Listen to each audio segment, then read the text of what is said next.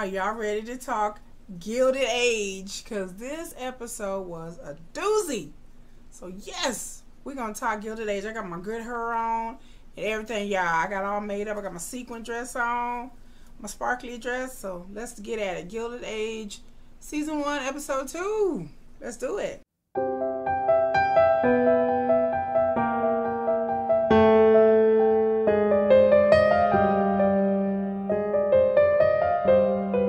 What's up, everybody? It's the infamous Kiki with another episode of Gilded Age. Title of the episode is Money Isn't Everything. I'm the infamous Kiki.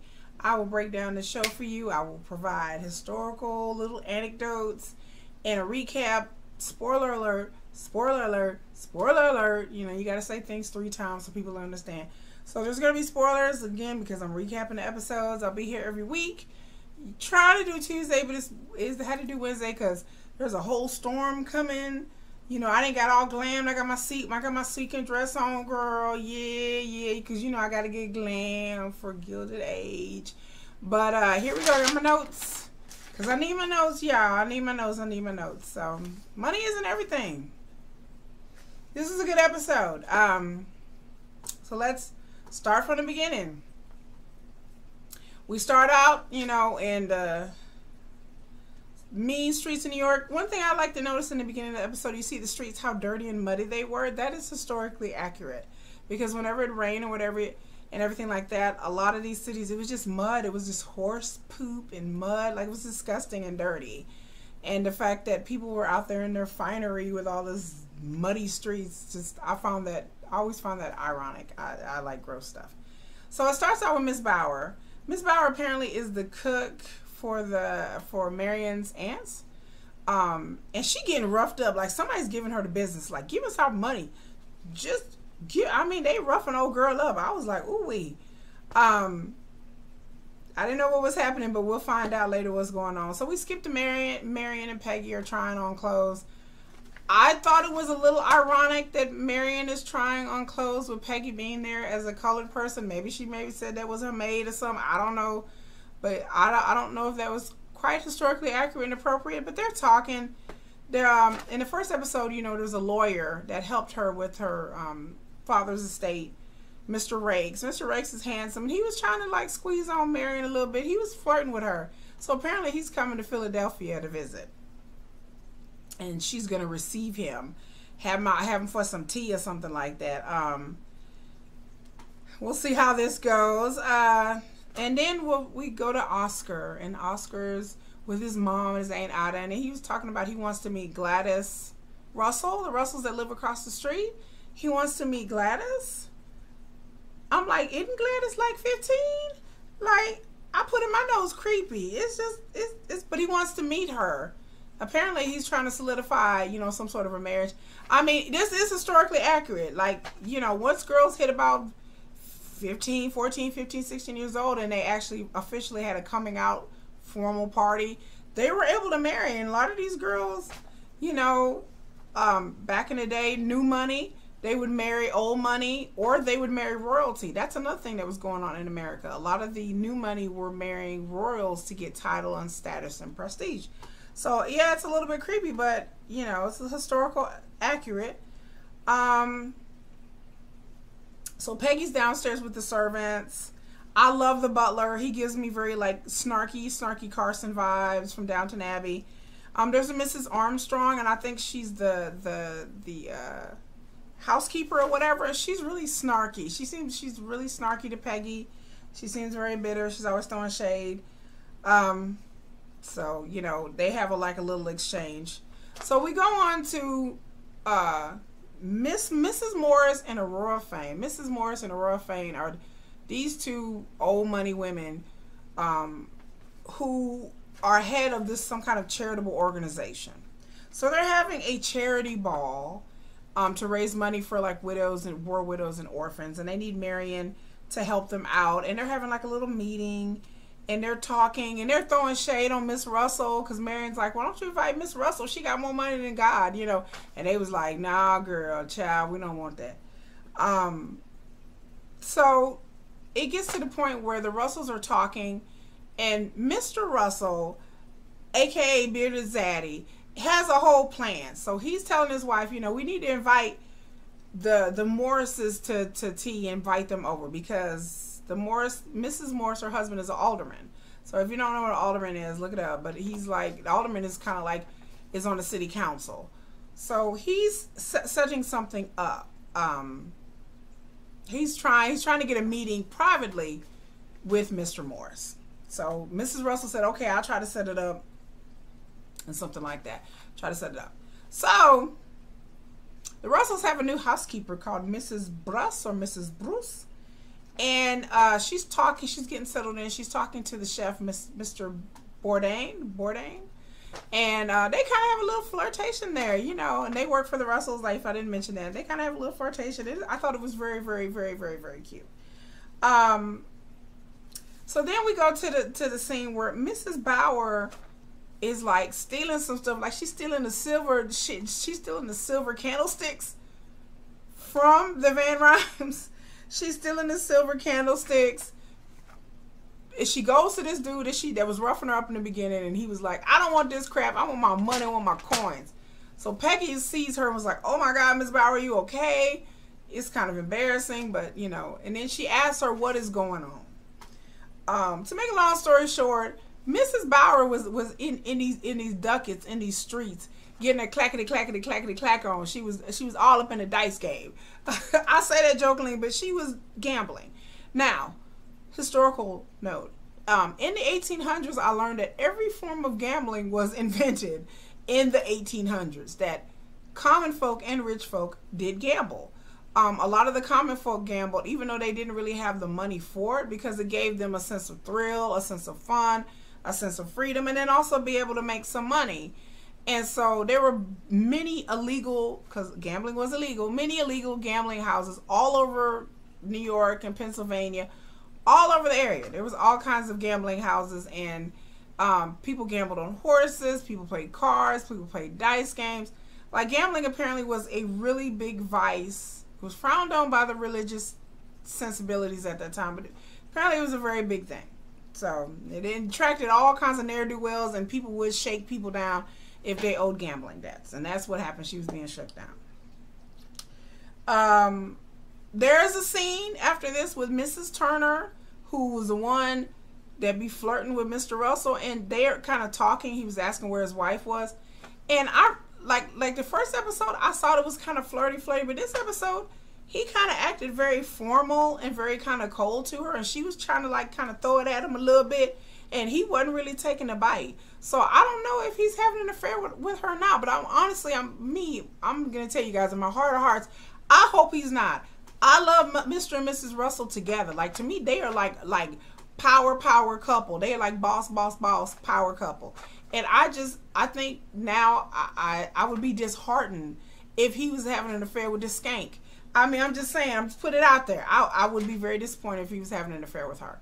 But it didn't seem like, it just seemed like he wasn't even flirting with her. Like, I don't know. Maybe that's going to set up a mystery. So then Oscar and the Russell son Larry come over, and they're having a conversation. And of course, the aunts are kind of like, oh my God, like, why are the Russells here? And they're kind of like throwing shade, you know, the whole class thing. Then Mr. Rakes come, which is the lawyer, to see Marion. And ooh-wee, the flirtation and the sparks fly. I'm like, ooh-wee, I wrote in my notes, ooh-wee, child, yes. Yes, God, the sparks are flying. And so before, Peggy had asked Marion for a favor to see if Mr. Rakes would talk to her about a secret matter. There's a lot of secrecy about Peggy and her story, and I don't know if that's a good thing or bad thing. I think the jury is, I don't know. I don't know if I like the fact that Peggy is so secretive, and we haven't gotten much about her backstory, except she's trying to hide things from her father.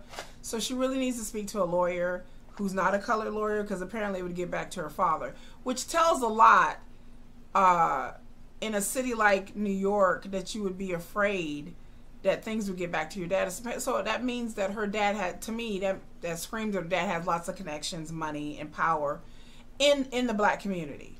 So she wants to talk to Mr. Rakes about it, because she knows that it won't get back to her dad. And so Mr. Rakes agrees. He told Peggy he'd do anything for her child. He did anything for his boo-boo, his boo thing. So he tells him we're going to meet at the park, Central Park, famous Central Park, and meet me at the Bethesda fountain, and we'll, you know, secretly meet up, discreetly meet up, because the aunts don't want you marrying around this dude, because he ain't got no money, he's just a lawyer, and they want her to marry well. And I mean, Aunt Ida and the aunts, they have a point, you know, because marrying good was everything back then. I mean, it really was a really big deal. And then, you know, they have a conversation about not marrying for love, but marrying for security. Like, love is a forethought, you know, which brings me to a point about marriage. I would have to say that our ideas of what marriage is and what marriage ain't is very modern and 2022 or 21st century or whatever. Our notions of marriage are marrying for life, and you got to be happy, and you got to be well adjusted. These people in this age, in ages before that, and even a little bit even after that, people did not marry for love. People married for security, to have their future children with a great opportunity. Marriage is really a contract and a deal. Like, yes, I know people are now like, it's seen before God, and yes, marriage has always had some kind of religious connotations in Christianity and other religions, but the whole notion that you're going to marry somebody and walk off into the sunset like a prince or princess, like it's a Disney movie, that's a very modern notion. And the idea that a lot of women in different societies and cultures aren't getting married anymore, aren't having children, or waiting till later age to get married and having children, and people are so shocked and taken aback and clutching the pearls. Child, marriage has always been a sort of a financial societal arrangement. It's always been that.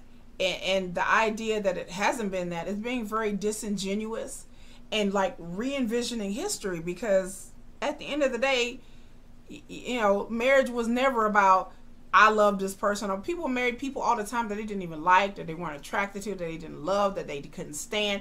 People married people who were in a closet.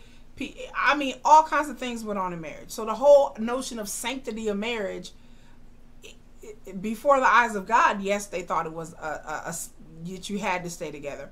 But the whole notion of getting married within itself, the whole process, the whole meeting, all of that was very calculated, contrived, set up. It was not a spontaneous thing, or you're dating a bunch of dudes or dating a bunch of women and you're finally finding somebody.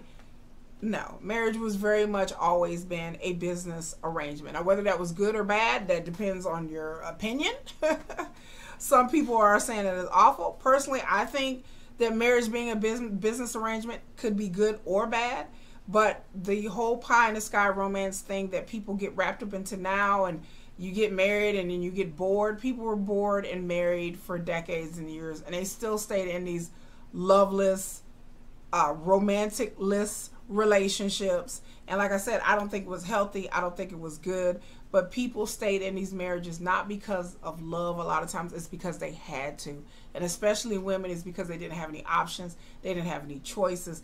They had to. And now, since women do have choices, you can see why women are less and less picking marriage. I don't agree with people having a bunch of babies out of wedlock, but I think that women and people, men and women, should have choices as to whether monogamy even works for them. So that's my 2 cents on that.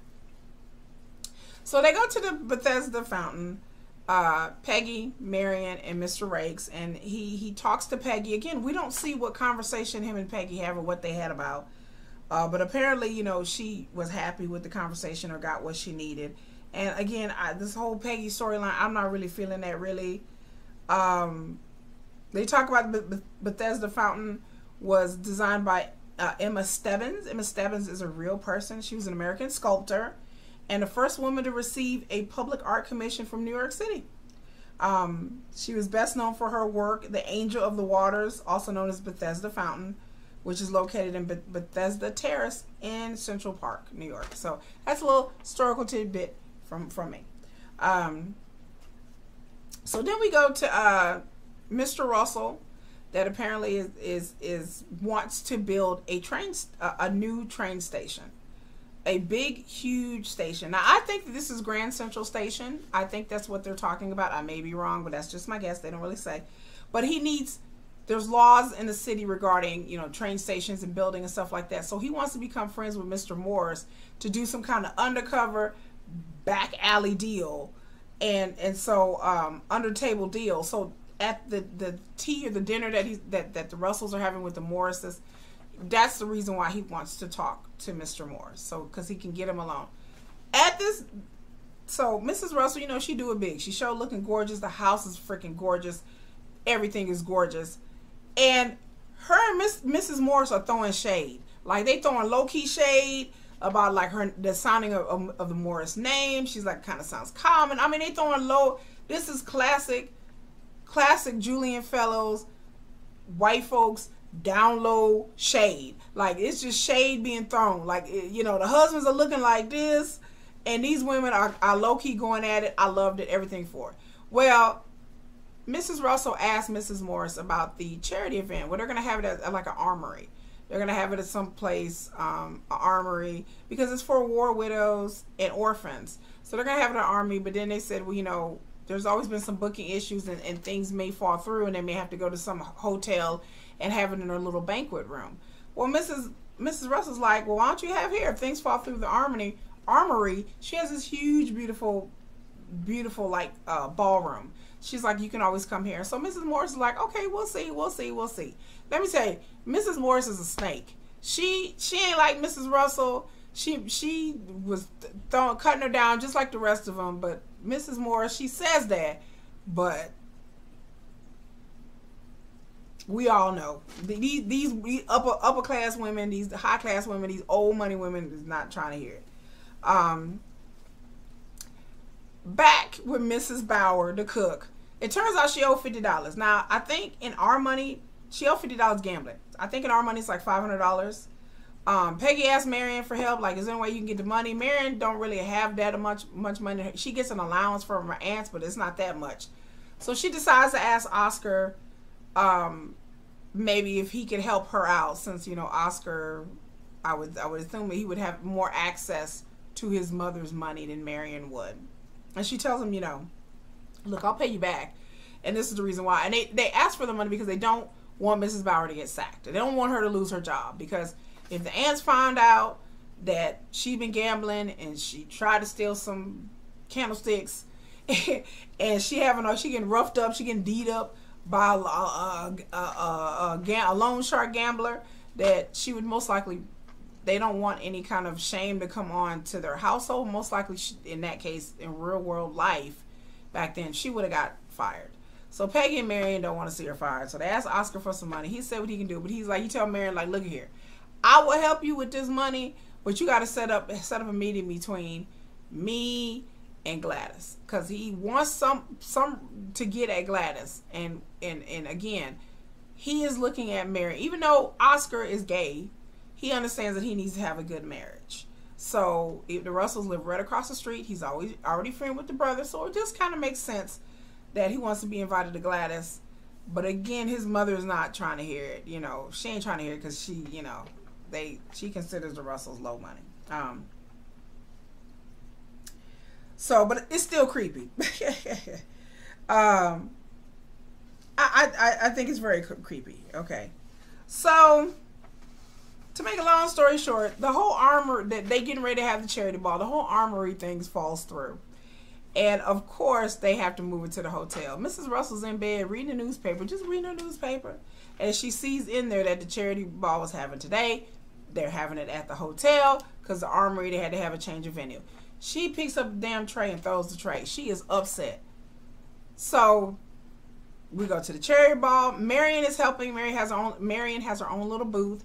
And the bazaar, I wouldn't say charity ball. It's a charity bazaar. I'm sorry. They, you know, each person has little tables selling hats or fans or gloves. Marion has scarves at hers. And you know, they're setting everything up and getting ready. And in walks Miss Chamberlain. Now, Miss Chamberlain was in the first episode. She's kind of a mystery. Marion's aunts tell her to stay away from her, how she got the money, was horrible, that she's done horrible things, that she's a horrible person. So I'm really interested about Miss Chamberlain. But Marion is actually nice to her. And Miss Chamberlain buys a bunch of handkerchiefs. And I'm like, what is going on with Miss Chamberlain? Apparently, you know, she got some money and she is invited to the charity thing, and she must be owed money because even the Russells weren't invited. But Miss Chamberlain was. So somehow there's some kind of social obligation to reason why she's there, even though nobody seems to associate with her and they kind of shun her. But she's invited to these things anyway, so she has to be owed money somehow. Either she married into owed money or she's owed money. I don't know. Which also, when you think about marrying and Marion, we don't know who Marion's mother is. Like, it was kind of hidden in this episode that she must have came from some kind of family, but maybe her mom's family was kind of poor. But we haven't heard anything about Marion's mother. So I found that a little bit curious and a little bit odd as well. So they say they're getting ready to start this charity bazaar. They bring in Mrs. Astor. If you have not read up on the Astors in New York, they were a really well-known, really prominent family. I don't know how the Astors became old money, because I got to go back and read, because what I knew about the Astors, they were not, you know, the Astors were on John Astor and his wife were on the Titanic. And from what I know, they weren't really old money. So I don't know, maybe old considering them, but like when I say old, I mean like going back to the 1600s, 1700s. I don't know how they broke their way into society. I got to go back and read. I'll go back and read and let y'all know next episode. I got to do some more research on that. So Miss Astor, she introduces, you know, she's like, okay, let the bazaar begin, and people are rushing around, you know, buying stuff, and then in walks the Russells. Okay, and I'm sure wifey. First of all, Mr. Russell strikes a deal with Mr. Morris earlier with the alderman about he's saying he's going to talk to the city council and see what he's going to do about getting this new station built. Child, apparently Mrs. Russell told her husband what happened about them switching the venues, and then they were supposed to use her ballroom and they did not. In walked the Russells with their children. Child, I'm finna go in right now. I'm finna tell you, Mr. Russell walked in there and told Mrs. Morris, oh, I see that you changed venue, you came into the hotel, you told my wife you were going to have it at her ballroom and you didn't. And then Miss Morris looked shook. She was like, He tell him, he said, okay, all right, whatever. And he shut it down. He did what a real man do. He came in there and he gave $100, which is a lot of money for that day, to every person who had a little table set up, and said, I'll give you $100 if you deliver everything on your table to my address. Here's my address, and you shut your table down. He goes one by one, table by table, and shuts the whole bazaar. He buys all the merchandise at the bazaar, shuts the whole bazaar down. They really can't say anything because they made him giving each table $100 was much more money than they were supposed to make. They would probably make $50 if even at every table. And so he bought all the merchandise in there and shut the whole thing down, and the bazaar normally lasts for like 2 to 3 days. And it was over. And then Mrs. Morris and Aurora Fain, the two organizers of these the little charity group, looked shocked and they were appalled, and they were like telling his wife, well, can't you tell him to stop? And she was like, heck no. And Mr. Russell, bearded zaddy, did what a grown man did.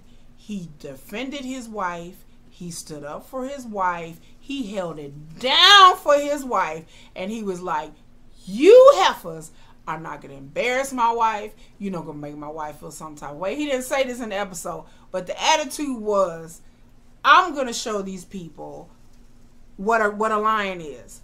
And he shut it down. No more bazaar. Game over. Game time. Game over. Check, game, match. Like, he did what a real man did, defending his wife. It was like, y'all are not going to bully her and bully us and make us seem like we ain't nothing. Because in reality, they have money, more money than all of them old money people. Them old money people, they got nice houses, but they don't have houses like them. They don't have clothes like them. And so he shut it down. They've tried to play it nice. They've tried to invite people and tried to go about it the right way. But now it's time to show up. It was show up and show out time. They're like, we got more money than you. And with money, you can do whatever you want to do. Even though the name of the episode isn't Money Isn't Everything. But it isn't everything, but it gives you access and gives you power when normally you would not have that access and power. So I thought that episode was great. I thought it was wonderful. Again, I love the Russells. I don't want Mr. Russell to cheat on Mrs. Russell because they have such a good, loving dynamic, and I just want one of these shows, where the couples are faithful and for once. And I know that's not really historically realistic because these dudes cheat on their wives, but I just thought it was very interesting to see a man really go to bat, stick up for his wife, and show them what a grown-ass man could do. So that is episode 2. Those are my thoughts. If you have any other thoughts, if you have any comments, if you like the video, please like the video. That'll help other people to see it. Share the video. Subscribe, for sure. Subscribe. I will be doing this every week. And it's been a pleasure. Like, this show is really turning out very, very good. And I really enjoy it. And I enjoy the dynamics of the characters. I love the historical elements, what's going on. I'm really intrigued about Peggy's character and what's going on with her and her mystery and how this is all going to play out. We shall see. But until next week, folks, y'all be here next week because I will have another outfit on. I hope it's not sequins because the sequins keep snagging my hair. But I'll come here and I'll be trying to look good for y'all. But because, Gilded Age, you gotta be gilded in Gilded Age. And so, anyway, y'all have a good day, good night, peace, love, and happy viewing.